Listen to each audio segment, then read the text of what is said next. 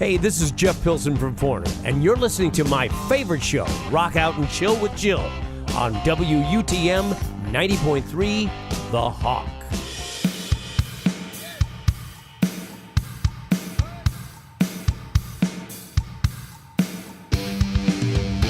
You're about to get a heavy dose of the best rock on the radio. It's Rock Out and Chill with Jill, with your host, Jillian Moncrief, only on WUTM FM 90.3, The Hawk.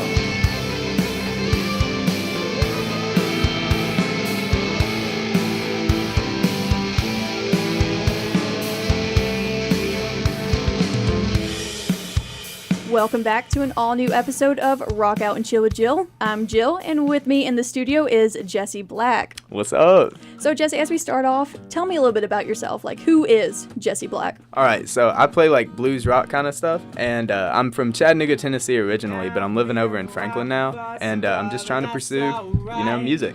Like a lot of other people in the Nashville area, but I'm not really trying to do country or anything like that. It's more like I listen to a lot of music, so I'm influenced by a lot of music, and I feel like my style is somewhere between like Pink Floyd, John Mayer, modern R&B, a lot of influence from like old classic rock, 'cause that's what I grew up on. I listen to like country, even though I don't really sound like it most of the time, other than my accent maybe, but I love playing music. It's what I'm trying to do, and having a good time doing it. My album's coming out soon, May 17th, so Wabi Sabi will be on all platforms, and I'm releasing a single. It's actually an A-B single, so what that is, it's like 2 songs, and I have one called High Back on the Pavement, and I have another one called Too Much for Me, and I'm super excited to release those. So that's who Jesse Black is. But So tell me a little bit about your journey into the music industry.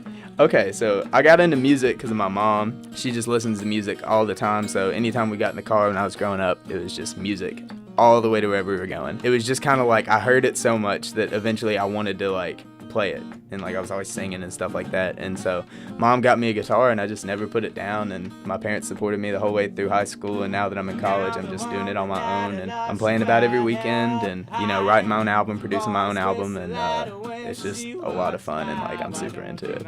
So did you teach yourself how to play guitar? Or? I did not. Yeah, I definitely took lessons. I took lessons like from the time I was in 4th grade to the end of high school, and I'm a firm believer that you can always learn more, for sure. Like you're never too good to keep learning. But but whenever I moved off to college, it just wasn't convenient to keep going and stuff like that. But Jerry Don Haynes was my guitar teacher growing up, and he's awesome. So yeah. So what did you pursue in college? I pursued, it's kind of funny, yeah. So I started off with like mechanical engineering. Now I'm doing mechatronics engineering, which sounds harder, but it's more like my speed, because I really like the whole coding thing, and like just like robots and stuff like that. Got really into that in high school. We had like a program at the school. And so yeah, it's kind of like my backup plan, and also like I in my head design a lot of music gear, and I've got like a lot of cool ideas for like plugins for recording software, ideas for effects for pedals. I've got idea for like different gear for playing live and stuff like that, and I want to be able to like pitch that to companies. Like with my engineering degree, it's just like side money. They say if you like do something you love, it's never really have a job. So it's kind of been my mindset. I've just been trying to hustle through it and finish up college so I can focus more on music, but it's a process. I find that really interesting, because not only do you play music and you focus on the musical part of music, but you're also focusing on the technical part of music. Oh yeah, I love the recording side of things. Like whenever I recorded my first album, Lane Switch, with my friend Trey Binkley, he brought his MacBook over to my apartment, and like I'd been playing around on GarageBand and stuff like that before, but like I didn't have my own MacBook to record with, and so whenever he brought that over here, I was like, man, are you serious? Like I can record everything on here, and like it's got all the different pedal boards, all the different like simulation options, and I've since switched over to Logic, but like it just kind of like opened that door to me of like, wow, the technology is here to where like in my apartment I can record a full-length album and put it out on iTunes, on Spotify, just everything. And like after that, it kind of like there was a big switch where like I started diving more and more into like the recording side of things, and now like I've like produced 2 songs for my friend Drake Freeman on his most recent EP, and like I've been doing all the production with help like from my friends with the recording side of it and everything else for this upcoming album, Wabi Sabi, and I just like, it's crazy. Like, I'm just as much into that as I am into playing guitar now. If I come home, I used to just only play guitar, but now I play guitar for like 20 minutes, and then I'll go sit in the studio part of our house and just mix and master, and I just get super into that. It might be like the same part of my brain that likes the engineering stuff. It's just like, like you can look at everything, like you got your mixing board and everything's laid out, and I love organizing stuff, having the channel tracks, and man, it's a new passion for me, and I just got into it in like the last 2 years, so. And so before the interview, you're talking to me about how you are actually mixing and mastering your own music and everything. Right. So explain that process. Okay, so like, do you want like the detail you have to part? Get, like detailed, okay, but okay. like just kind of like what happens. Okay, so like part of the reason why I got so into it was like, whenever I'd watch interviews of like, the classic rock musicians that I grew up listening to, like some of the more modern musicians I listen to now, I noticed that like a big thing that they always talked about was how much like the record label had control over like their sound, or like, they were like, we wanted to be more rock and roll, but they wanted us to be more poppy for the radio, stuff like that. And so I really dig the idea of having all of the creative control yourself as the artist, especially since we have the technology to now. And so whenever I record myself, like I try to have a vision of the song in mind before I go into it, and then by the time I'm done with it, like it's awesome, because like whenever you're live and you're playing live on stage, whatever's coming out of that guitar is going directly into the ears of the people. But it's completely different whenever you're in the studio, because it is one recording that is going to be the representation of that song forever. So the cool thing is you can take as much time as you want to on it. But the bad part is like, if it sounds bad, it sounds bad. So like, I don't know, I just love how you can control every aspect of something. Like you can add a touch of reverb on just this, or you can add like a phaser on just this guitar.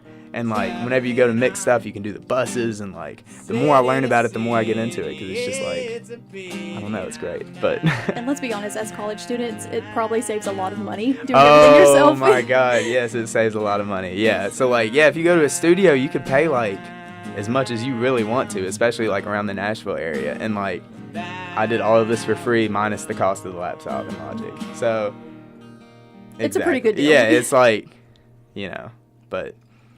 So tell me a little bit about the songs that we'll be hearing today, and about the songs that are actually playing underneath us right now.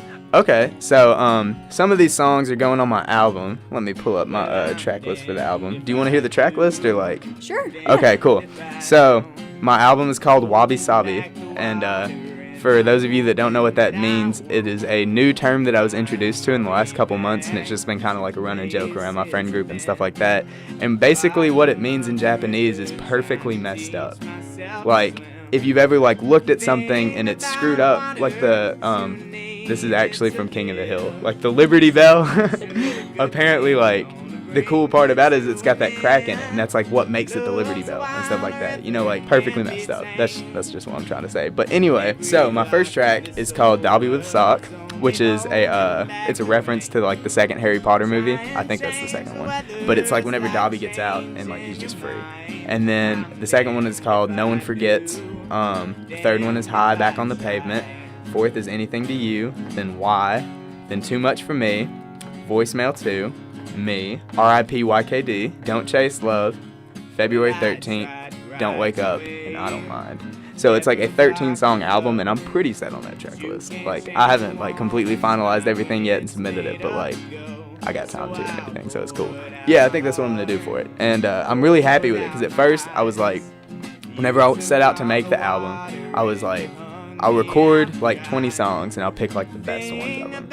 And I ended up recording more like 13, but I really took my time with all of them, and so I didn't feel like any of them were really filler. Like, they all had their own place on the album, and if you kind of listen through the album, it's got like a running storyline, which is something that I really wanted, because like I love the fact that like concept albums have kind of became a thing where it tells a story across the length of the album if you listen to it in order.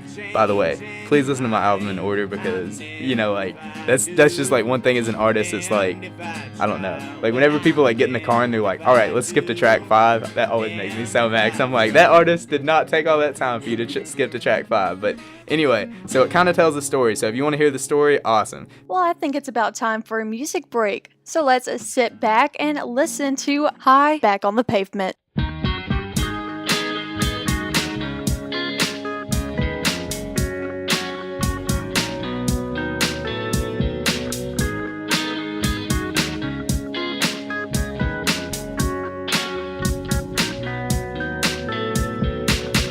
Where's my second chance? Everybody seems to find one.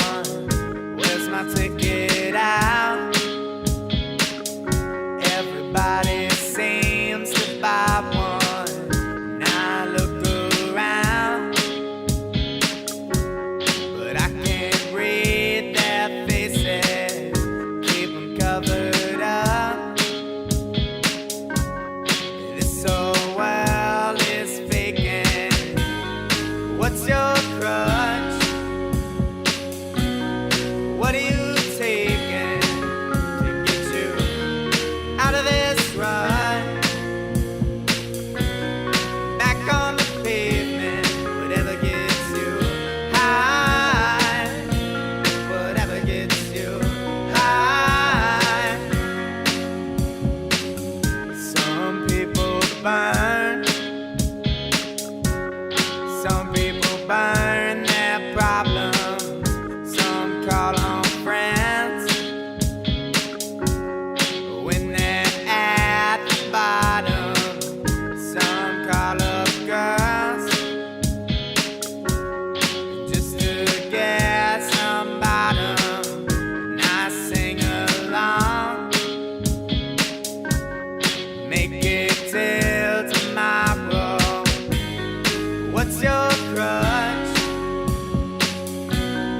What are you taking to get you out of this rut?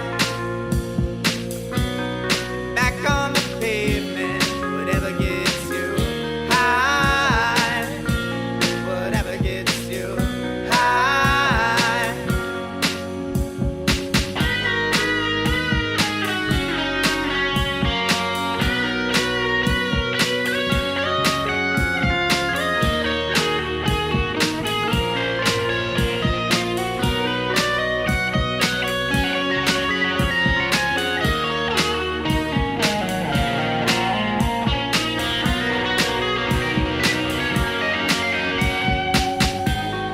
What's your crutch? What are you taking to get you out of this rut? Back on the pavement, whatever gets you high. Whatever gets you high. Whatever gets you high. Whatever gets you high. So Jesse, can you just talk about some songs that you've already released too? Okay, so I've actually got like 2 projects out. The first one's called Lane Switch, and it was my first studio album. It was, I say studio loosely, it was my first official album.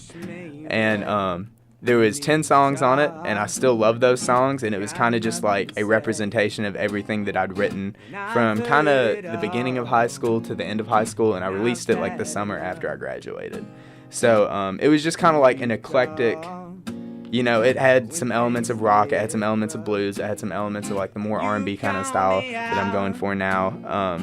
And then it also had like some country stuff on it, and it was all over the place, but at the end of the day it did have a sound, and I still love the album. I highly recommend that album. And then my most recent album is actually classified by Spotify as an EP. I wanted it to be called an album because it's 6 songs, but it's like 30 minutes or something like that. I don't remember the exact amount.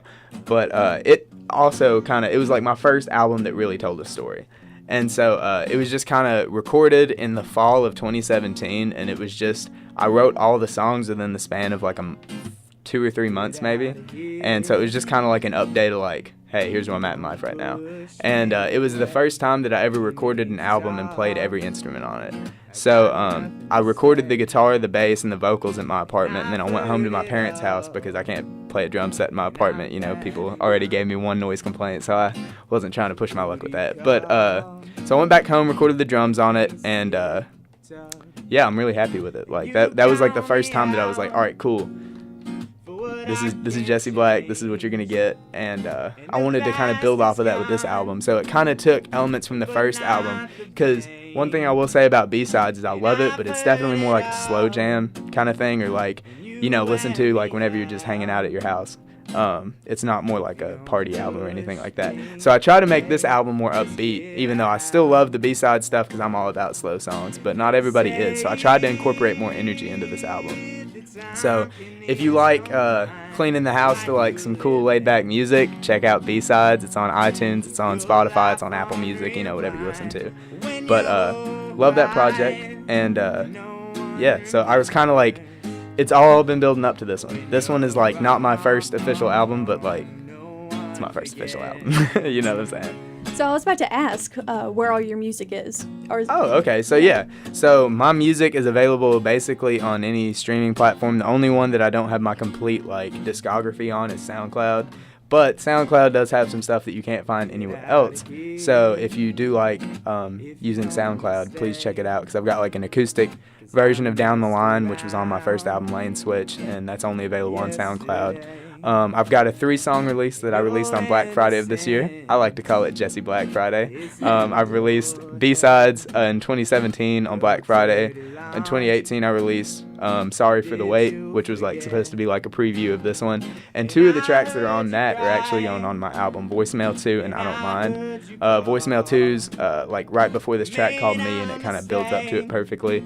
And then I Don't Mind is like the closing one on the album, because I wrote it when I was still living in Chattanooga, about to move over to Murfreesboro, and or Murfreesboro area, not exactly in Murfreesboro, but anyway, so I knew that I was gonna get a house over there somewhere, and so like it starts off with like, you know, nice house with a yard, I guess, and it like the whole song is just about like I was kind of scared to move, but like I really didn't care that much. I was just like, you know, I'll make it work, and so that's what that one is about, and anyway, so I feel like that's a good closing song. It's kind of like look how far I came, that kind of thing. So I'm sensing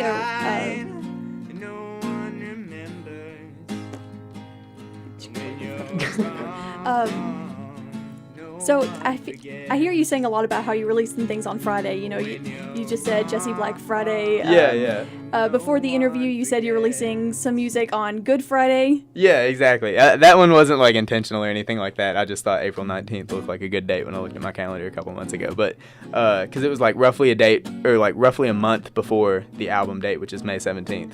May 17th, Wabi Sabi on all streaming platforms, just saying. But yeah, so. So what are the songs that you're releasing on the 19th? On the 19th, it's an A-B single, which is 2 songs, and it's High Back on the Pavement, which is going to be Don't Hold Me to This, track 3 on the album, and Too Much for Me, which is going to be track 6 on the album. 5 on the album. Yeah, don't listen to the 6th one. But those are the ones that you sent me. Yeah, those are the ones I sent you. Okay, so Yeah. So so Jillian should be playing those. But yeah. So you kind of described your sound earlier in the interview, but can you give me like more detail about what you want your music to be? Okay. So I feel like right now there's 2 main genres of music that are like kind of popular, and it's like a blend of like the old influence music with like, you know, the whole live band with the electric bass and the electric guitar and the like live drums and everything. And then I feel like there's a huge new wave of like hip hop music, R&B music, EDM music, all the kind of stuff that uses all the digital technology available now. And I feel like there's not that many people other than like maybe neo-soul artists. Some modern country is starting to incorporate 808s and stuff like that.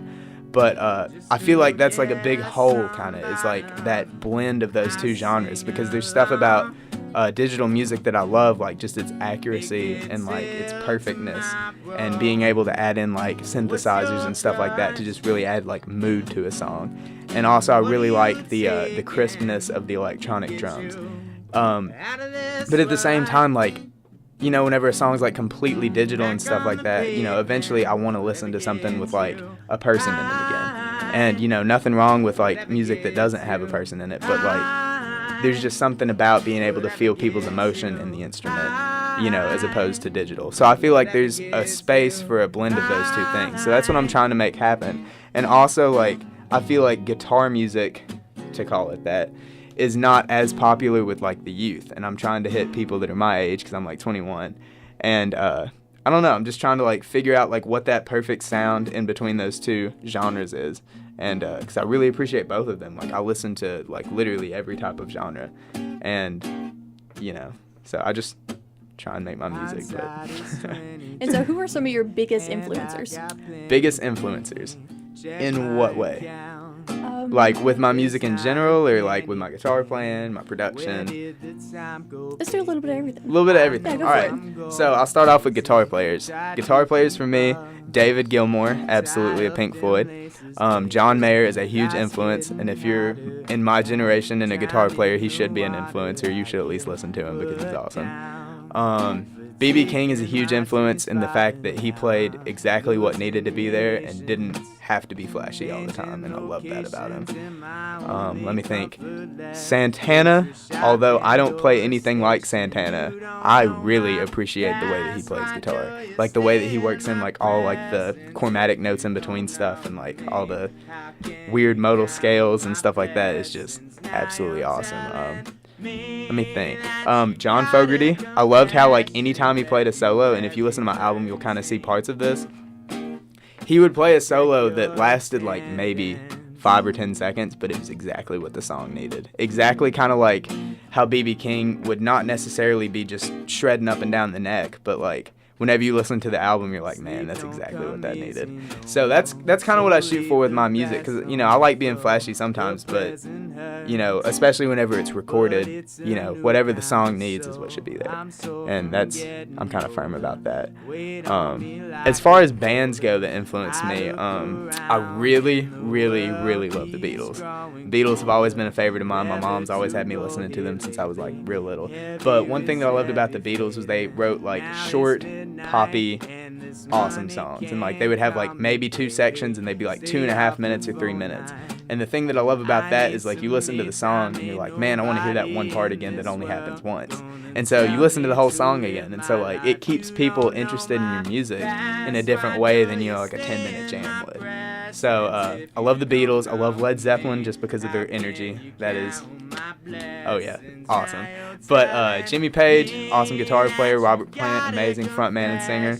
And then John Paul Jones, the musician of the group. John Bonham, the craziest drummer ever. Like, that was literally just an awesome band. But and then Pink Floyd. Pink Floyd's a huge influence on me. I love the way that they don't, like, they play the songs, but not in the same way that a rock band normally does. Like, they pay, like, a lot of attention to detail, and, like, in the background of their music, they'll have, like, synthesizers that are, like, adding mood to stuff. Like, they kind of were, like, ahead of the curve of digital music. Same thing with, like, Phil Collins. Phil Collins is, like, a big influence on me. I love the 80s sound. 80s Don Henley was, like, middle school Jesse Black all day, every day. But, yeah, so Don Henley's solo career was, like, a huge influence on me, as well as the Beatles. You know, Joe Walsh, you can always be influenced by Joe Walsh. He's a great role model. I can definitely relate to your music experience. I live in 80s rock right now. Oh, yeah. 80s rock is so great. Yeah. That's what's actually got me into the show. Oh, is it really? That's awesome. Yeah. Because, like, yeah, I totally understand that. Especially since y'all play, like, so much diverse stuff on this station. Because I was listening earlier today. Y'all had, like, a pop song that was, like, a remix. And then y'all had, like, country playing right after it. And I was just like, all right, cool. I'm going to fit it on this station. So, yeah. But, oh, and you can listen live from where you are in a... Oh, yeah, exactly. Yeah, because I got the link. I was, like, listening to it earlier this morning. I was like, yeah, that's what's up. But, anyway. Let's step aside for another music break. Here is Too Much For Me.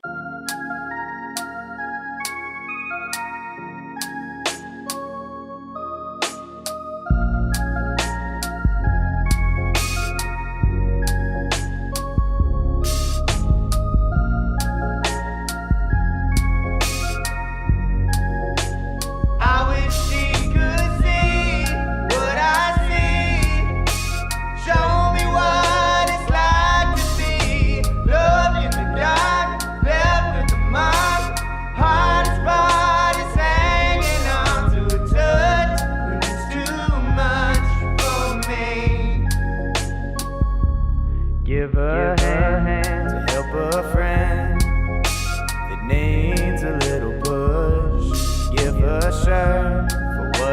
elsewhere, ain't acting how we should.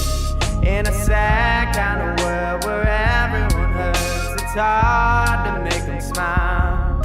Found a way to a heart that cried in the dark and wiped away my tears. I wish she could see what I see. Show me what it's like to be loved in the dark, left in the mud. Hardest part is hanging on to a touch when it's too much for me. Pick me up when I was rough and easy to ignore. Catch me if I fall again and heal me when I'm sore.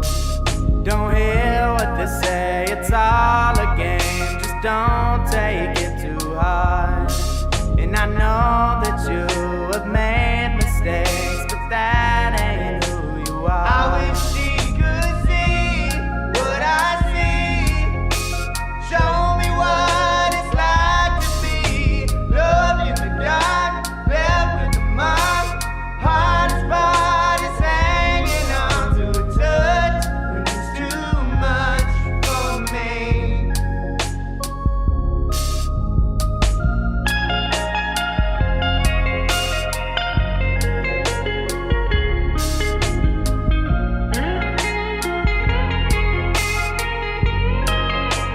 I wish she could see what I see. Show me what it's like to be loved in the dark, left with the mud. Hardest part is hanging on to a touch when it's too much for me.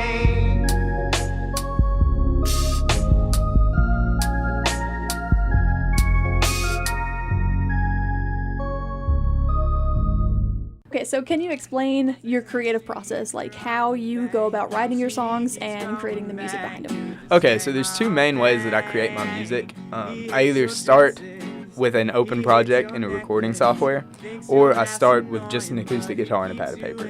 And it's kind of funny because I write completely different songs depending on which way I start. Because, like, I always enjoy the recorded project more whenever I start in a recording software and, like, just start tracking stuff immediately, and then whenever I write the vocals, record those. But whenever I start with a guitar, it ends up being more like something that sounds awesome live, but like I have to kind of think of ways to like make it interesting during production. Not necessarily like to make the song interesting, but to make the recording interesting, so it's, you know, it's not just a video, or like not a video, but like an audio clip of me playing live. You know what I'm saying? Like, I like having interesting music live, because you can do so much with technology now that, like, why would you not? Why would you not make music that doesn't sound like what people have heard before? 'Cause that's what makes me so mad about, like, most radio stations. Like, y'all play, like, all kinds of cool stuff, but, like, a lot of, like, you know, like, the hits radio stations, like, the big commercial ones in, like, the big cities and stuff like that, like, they'll play, like, the same top 40 hits. And, like, that's cool, but, like, I feel like I'm listening to the same song over and over and over again. And, like, I just love diversity. I love hearing things I've never heard before. That's why, like, as much as I love classic rock and country and stuff like that, like, I've listened to all those albums so many times. Like, there's still stuff that I find and get into, but, like, you know, I've heard every Beatles album front to back, like, 8 times. You know what I mean? Like, it's awesome, but, like, I love hearing, like, what people come up with today. Like, so that's why I'm into, like, new music. Like, I'm really into, like, SZA. We were talking about that earlier. Like, SZA, best female artist ever. Just saying. Some people might disagree with me with that, but, like, she is my absolute favorite. But, anyway, so, like, her, I really like Isaiah Rashad. Let me think. I really like Anderson .Paak. Keep going. Yeah, like I said, John Mayer, and he's, like, pretty modern. Some of his stuff came out in like the 2000s, but Continuum is excellent album. So is Paradise Valley, and so is Born and Raised, but I could talk about John Mayer all day too. But anyway, so yeah, it's just like I've kind of got influence from like older stuff and newer stuff, and I don't know, I feel like music is so like either you have to sound like the genre that you're trying to be, or like people just try and be so basic with, you know, their lyrics and stuff like that. And like you know, part of the reason, like, I have Dobby with a Sock as my first song on Wabi Sabi. You know, like, it's not like my whole thing is being different, but, like, just, like, people take the fun out of music and stuff, you know what I'm saying? Yeah. Like, Twist and Shout is, like, a super fun song. Mm-hmm. And, like, you know, like, people don't write, like, just goofy, upbeat, cool stuff anymore. Like, everything's got to be either, like, so serious or, like, so, like, you know, like, I'm this crazy, I'm the man, you know what I'm saying? Like, that kind of stuff. And, like, it's fun to just make fun music sometimes. So, but is there any hidden meaning behind your lyrics? Oh, yeah, there's like, if you actually, like, listen to my lyrics, like, you can kind of, like, tell where I'm at in life. But, yeah, there's not necessarily, like, a bunch of hidden meanings in my kind of stuff, because I try and, like, ask people, like, after I've written it, I'll be like, hey, do you know what this song means, or is this just, like, all in my head? And so I feel like you can pretty much get a grasp of what I'm talking about with most of my stuff. But, yeah, it is, like, it's not like I just write lyrics to write lyrics. Like, I really, like, I'll write about how I'm feeling that day, or, like, I have, like, a running tab of, like, on my Apple Notes or whatever, I have just, like, a whole document of, like, one-liners, or, like, a couple, like, verses to a song and stuff like that. And so if I'm sitting in class, you know, whatever, but, like, if I'm, like, sitting in class and I think of something, like, I'll put it in my notes, and then, like, if I go to write with somebody, or if I'm, like, sitting down to actually, like, write music for the album or whatever, I'll just pull up that little, like, list of, I guess, drafts or, like, hooks or, like, whatever you want to call it, and I'll just, like, pull it out, and I'll be like, oh, cool, yeah, I could, like, with this chord progression, it would totally work to write this kind of song with this. And so that's kind of where I go from it. And then I try and keep an idea of, like, I want a song to tell an idea really well. And then I want the album to tell a story. So, like, you know, like, in the same way that, like, you break books up into chapters, like, I like to break albums up into songs. And, like, this song talks about this aspect of my life, or this song talks about this thing that I've experienced, or this thing that I've witnessed, you know, that kind of thing. But, yeah, I try, like, Lane Switch, my first album, was, like, I had a couple songs on there that were more written from a third-person point of view, but I feel like I enjoy the music that I write a lot more when I write from first person. And, like, you know, some of my songs are just, like, kind of, like, really straight up and blunt, but, like, at the same time, like, I would rather them be that way, because, like, a lot of the music that I love listening to, I love whenever they get to the point, you know, like, poetic stuff is great, but I love whenever music is conversational, and it, like, if you've watched an interview with the artist and then you hear them sing something, you're like, oh man, that's totally what John Mayer would say about that, you know what I'm saying, like, that kind of thing. So, but yeah. And earlier you're talking about how some of your songs can't go without a band behind it, and so obviously right. You have a band. So. Yeah, so I don't have, like, a steady band necessarily, but, like, I pull people together for certain events. Like, I'm playing the Cornbread Festival on April 27th in South Pittsburgh, Tennessee. And, like, I've got, like, my friend Drake Freeman on bass, and I've got a drummer for it.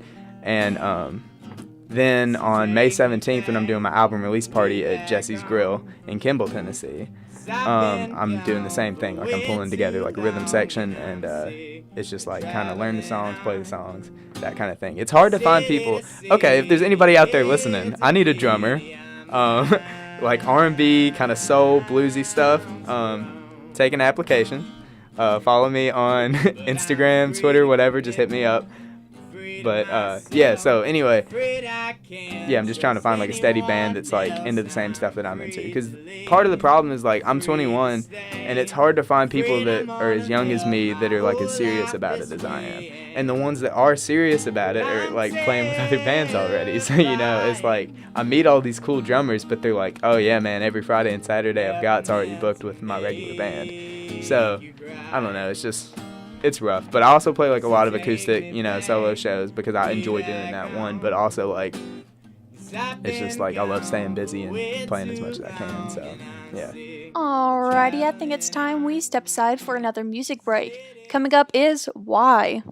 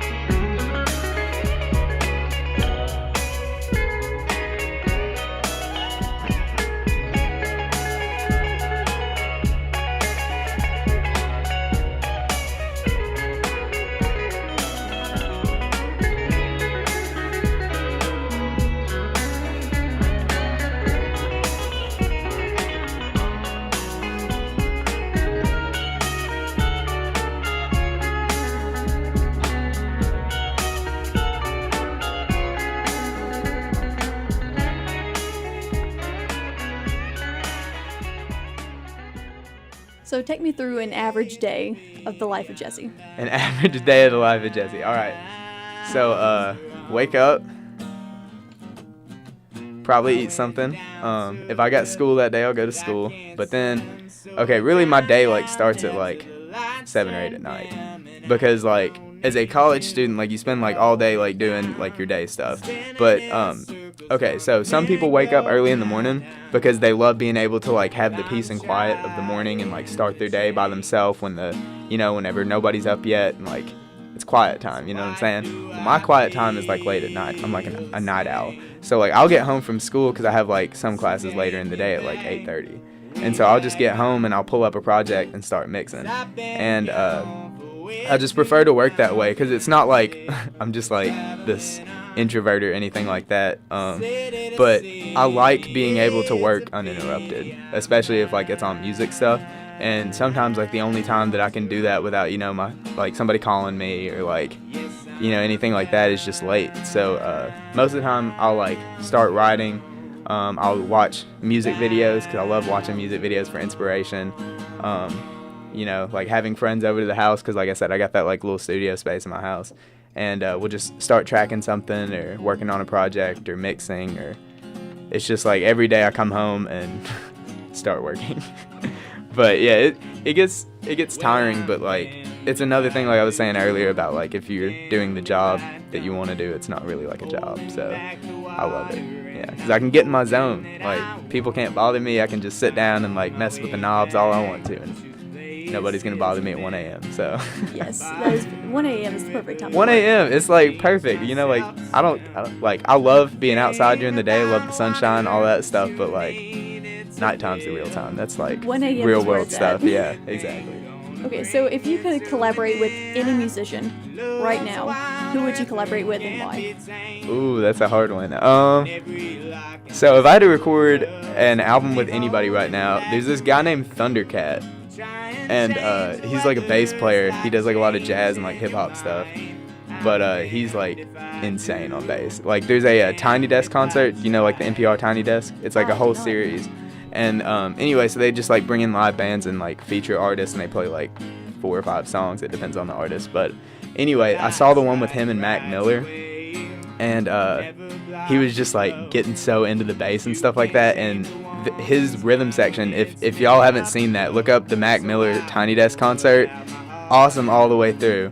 And Thundercat's fills on everything, and like if you just watch him in the background, he is going crazy on that bass the whole time. And like one of my favorite things about like awesome bass players is like James Brown bass player, old like gospel records bass players, jazz bass players that like do the stand-up thing and they're just going all up and down the neck.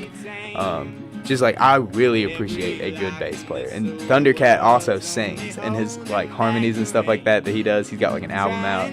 Like he is just like, especially because like I would want to play like the guitar on my stuff, but like his jazz mindset and like that kind of thing, that's who I would want to do an album with because it would come out great. And so what is your ultimate goal as a musician?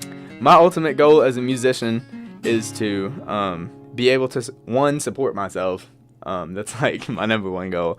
But after that, I just want to like be happy making music that people listen to. Like if I have like an audience, like I don't care if I'm like famous or anything like that. I'm not like trying to go all out or anything. I mean, like I'm trying my hardest, but like, I don't desire to be the number one person all over the place. Like if I have a fan base that cares when I put out music, and like if I can write a song that makes somebody's day better, or if I can write a song that's like helps somebody going through something, like that's what I want to do. Because like the whole reason that I got into music in the first place was because I would listen to stuff like when I was happy. I would listen to music when I was sad. I would listen to music when I was mad about something. And like it was always like a tool or like a comfort to me.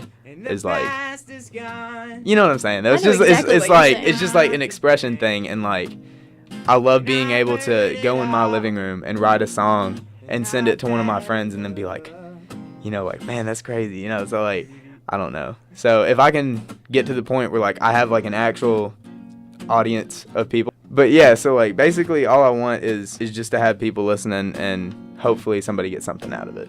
Like that's what I want. Like not for like me necessarily, but like the same way that whenever I was a kid and like Don Henley was like, I'm learning to live without you, and I was just like crying my eyes out in the shower. That's the kind of stuff I want to felt do to that. other people. Yeah, exactly. So Okay, so if you could change anything about the music industry, what would you change and why? okay, the music industry, I would change it from, okay, so obviously like it makes sense that it's about money, but people will like a awesome artist will, and I get it, like if somebody handed me $1 million, like I get it, the money is real, but like I wish people would make music that they want to make because they love it and because it is like what they want out of it, rather than them saying, okay, so the top 40 charts, if I use this word, it'll make me sound better, or like it'll get me more streams, or people saying, you know, like if I talk about this topic on radio, it'll do better, or this, writing a song that's this BPM will put me on this Spotify playlist. I wish people would just like create music like because they want to, and write songs that mean something to them and put them out. Like I'm tired of hearing stuff that I'm just like, you know, like that sounds like you punched a bunch of variables into a calculator and it gave you a song. You know what I'm saying? And like, not only that, but I've heard this song 7 other times by 8 different artists. yes, it's like, oh my god, talk about something new. Like I've heard 300 songs about this same topic in the last 5 years, and just, okay, yeah, originality would be the number one thing that I would change about the way things sound. Because I hate whenever somebody's like, oh man, have you heard this new person? I'm like, no, I'll check them out. And I check them out and I'm like, okay, that's the exact same as this artist. It just sounds like a clone. And like clones, like, you know, because they have to be just as talented to make music like that. But like, just take your talent and make something that sounds like you. You know, don't try and fit in, like, make yourself fit in, like, make your own lane, like, because your fans are going to like the fact that you're a talented musician and that you can connect with them, and, like, I just hear so much stuff now and I'm just like, man, that's basic. So, As our show is almost coming to an end, here's our last music break with February 13th.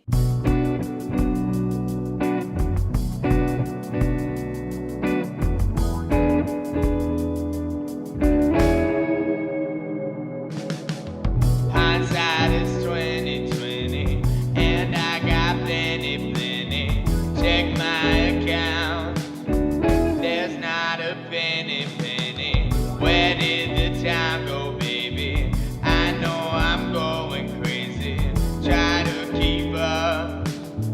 Tie up them laces, maybe. Life's getting harder, and I drown in the water. I get put down for taking my dreams farther. Now I'm losing relations, changing locations, and my only comfort left is Rashad Pandora Station. If you don't know my past, why do you stay in my presence? If you don't know me, how can you count my blessings? Now you're telling me that you got a confession. February 13th, I'll check your attendance.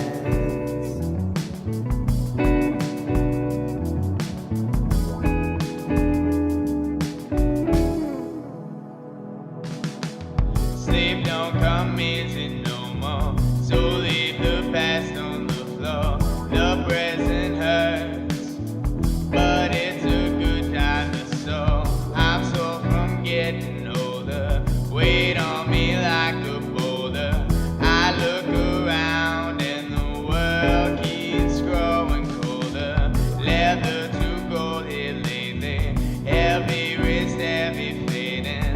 Now it's midnight and this money can't call me baby. Stay off the phone line. I need some me time. Ain't nobody in this world gonna tell me to live my life. If you don't know my past, why do you stay in my presence? If you don't know me, how can you count my blessings? Now you're telling me that you got a confession. February 13th, I'll check your attendance.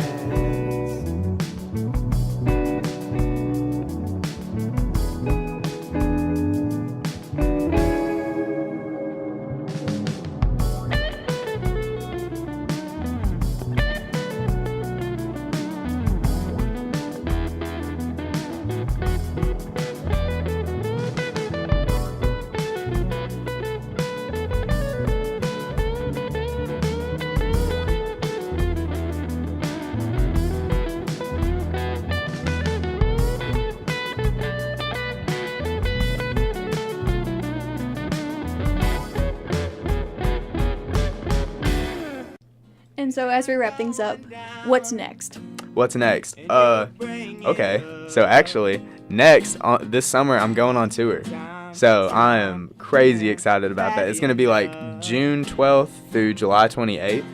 And then I'm coming back from that, and the Pine Top Perkins Foundation is sponsoring me to go over to Norway to play a festival, and I am like crazy excited about that, going over with one of my friends from the workshop. But yeah, so I am crazy excited about this summer because not only do I have the single release, but I got the album release, and then the tour, and then going to Norway, and then I have to go back to college, but you know. So where's your tour going? My tour, it's kind of like, it's starting in like Tennessee and Mississippi, and then it's like going up the East Coast and then kind of coming back down the East Coast, and then I might be ending in the Midwest is kind of what it's looking like right now. But, you know, it's still like in the final processes of being booked, so, but yeah, I am crazy excited about my summer. So, you know, even though finals are killing me right now, I got a lot to look forward to, so I'm crazy excited. All right, well, thank you so much for coming out. Well, thank you so much for having me, and I appreciate you like playing my singles and stuff, and Absolutely. just everything. All right, so that was Rock Out and Chill with Jill with Jesse Black. Tune in next week to hear a hard rock, kind of like sexy, sultry artist called Sate, and she's from Toronto, Canada. So, you know, surprise is coming. Keep rocking, guys.